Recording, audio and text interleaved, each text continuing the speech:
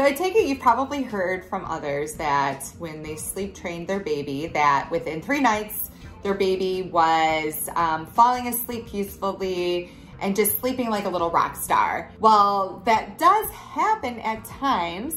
I typically find that that is not the norm. So I am going to lay out for you what you should expect in terms of progress. So the first skill that your baby will master when it comes to independent sleep is putting themselves to sleep at bedtime.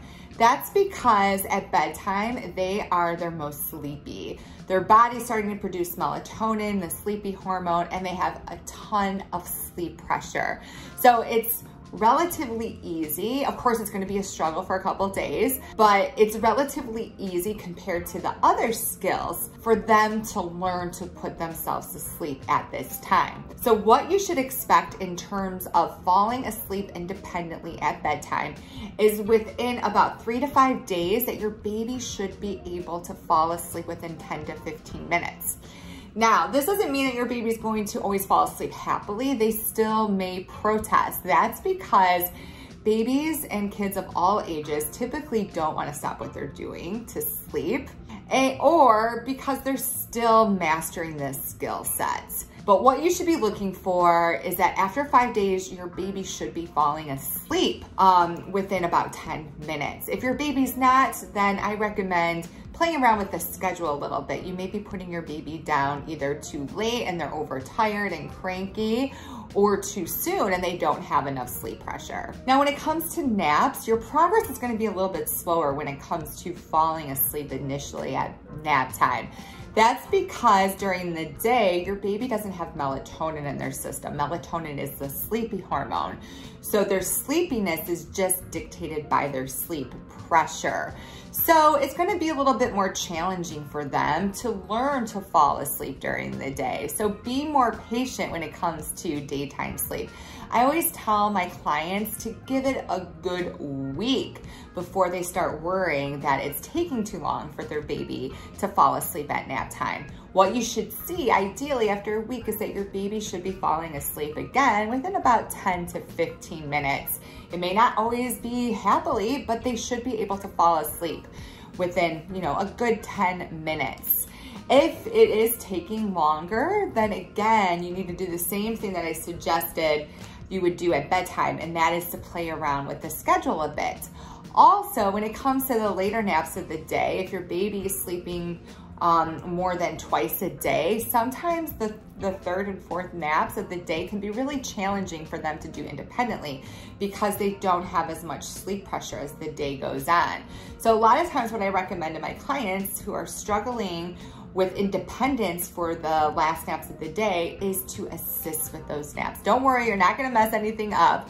But you may need to put your baby in the car, stroller, or baby carrier, even hold your baby for those naps, just so that they can get those last couple cat naps in for the day. The other thing that goes away within a week is typically excessive night wakings. And what I mean by excessive is that your baby is waking up outside of their feeding time. Just because you're sleep training doesn't mean you need to drop night feeds. Some babies aren't ready to, and it's okay to keep 1 or 2 feeds in the nighttime schedule, especially if your baby is younger than 6 months. But if your baby's waking up more than once, twice, and they're not hungry, those wake ups should go away within a week or so. If they're not, then usually that means that you're going into their bedroom too quickly. So make sure you're giving your baby a good 10 to 15 minutes to fall back to sleep before you go and check on them. And if you do that, I bet you those excessive night wakings are gonna disappear. So one of the last skills for your baby to develop when it comes to sleep training is the ability to take a long nap. So a long nap in my book is anything over about 45 minutes. So anything that's longer than an hour to an hour and a half. This means that your baby has successfully connected sleep cycles. A sleep cycle during the day is about 30 to 45 minutes. And it can be really challenging for your baby to connect sleep cycles during the day because, again, there's an absence of melatonin. Also, after about, one sleep cycle, your baby isn't that tired anymore. So what happens is that they wake up, they don't have melatonin in their system, they don't have a lot of sleep pressure, and it can be really, really challenging to fall back to sleep. So it takes very strong independent sleep skills to accomplish this, and it doesn't happen overnight. It takes lots and lots of practice.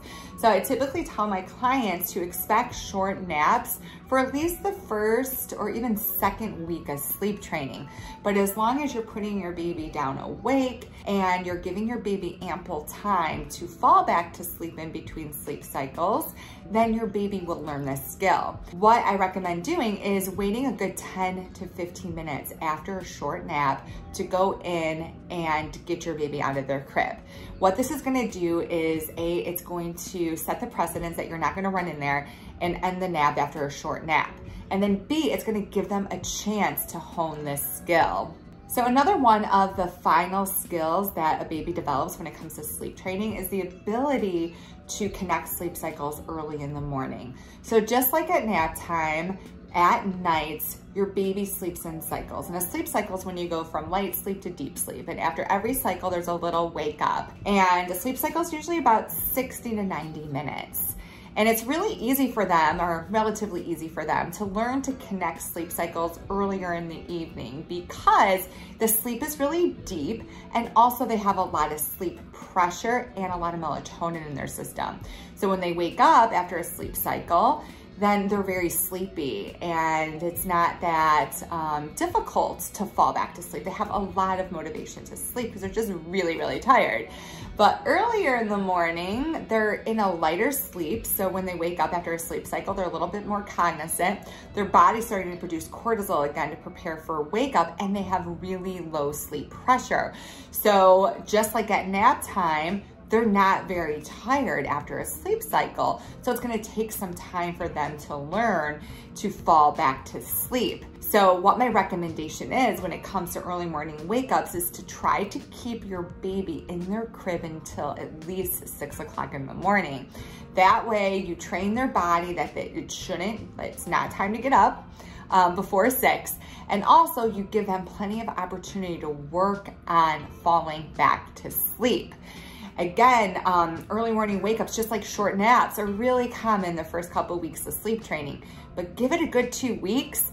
And if you keep your baby in the crib and you have all the timing right, and they're falling asleep independently, they should be able to make it until at least 6 o'clock in the morning. Which leads me to another expectation when it comes to the time your baby wakes up. Unfortunately, babies wake up early. They wake up somewhere between 6 to 7 most commonly. Some babies do wake up a little later, but I wanna say 90% of the clients I work with, babies wake up in that 6 o'clock hour. So if your baby's waking up at 6, and you're really frustrated, I hate to say it, it's kind of normal. And it's best to just look at it as your baby's normal circadian rhythm and adjust your schedule to accommodate it, because it can be really, really hard to fight Mother Nature. So as I mentioned before, sometimes I find that parents are really close to seeing sleep success, but they just need to make a couple small adjustments. So the first one is that they're putting their baby down drowsy. So the problem with putting your baby down drowsy, I know everyone always says drowsy but awake, which is true when your baby's a newborn, but after 4 months, you wanna put them down awake. The reason why is because the first stage of sleep is stage 1 of non-REM sleep, and it's the drowsy state. So if you're getting your baby really drowsy, you're doing the majority of the work for them. So then what's gonna happen is overnight, they're gonna expect you to get them drowsy again in between sleep cycles. Also, what could happen is if you put them down into their cribs too drowsy, then when you put them in their crib, they wake up. And then since they had a little bit of sleep, they feel that their batteries were charged, and it's gonna be harder for them to fall back to sleep. And then you have this long crying bout. It's similar to you falling asleep on the couch, and then you wake up and you struggle to fall asleep when you get into your bed. The other common tweak I see that needs to be made when it comes to sleep training is that parents are going into their room too quickly after their baby wakes up from a sleep cycle. Research shows that it takes a baby around 10 minutes to fall back to sleep in between cycles. So if your baby wakes up in the middle of the night, you know it's not time to feed, or they wake up after one sleep cycle during the day, make sure you're giving your baby a good 10 to 15 minutes before you go into their room to see if they're just working on falling back to sleep. So last but not least, it's very common when sleep training for parents to focus on stopping crying with soothing. And that's not really the point of soothing. Soothing is meant to calm your baby down a little bit and let your baby know that you're still there. If you focus on stopping your baby's crying when you're soothing, what tends to happen is you overstimulate your baby and they cry even more. Or you actually just create a new prop where your baby's dependent on you to stop the crying and put them to sleep through hands-on soothing. And as a result, then the night wakings don't go away. So I hope that these tips either help to recalibrate your expectations and see that your baby is actually doing a great job when it comes to sleep training. You just need to hang in there and give it some time in order to see complete success. Or that there's just little small adjustments that you need to make in order to see the outcomes that you desire. So hang in there, mama and papa.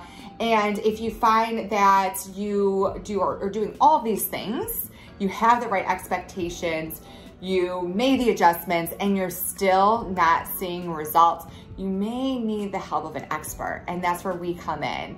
If that is the case, please set up a discovery call with us. It is free of charge, and what we'll do is we will learn more about your situation and then explain to you how we can help. So you can do that through our website, Kelly Murray Sleep.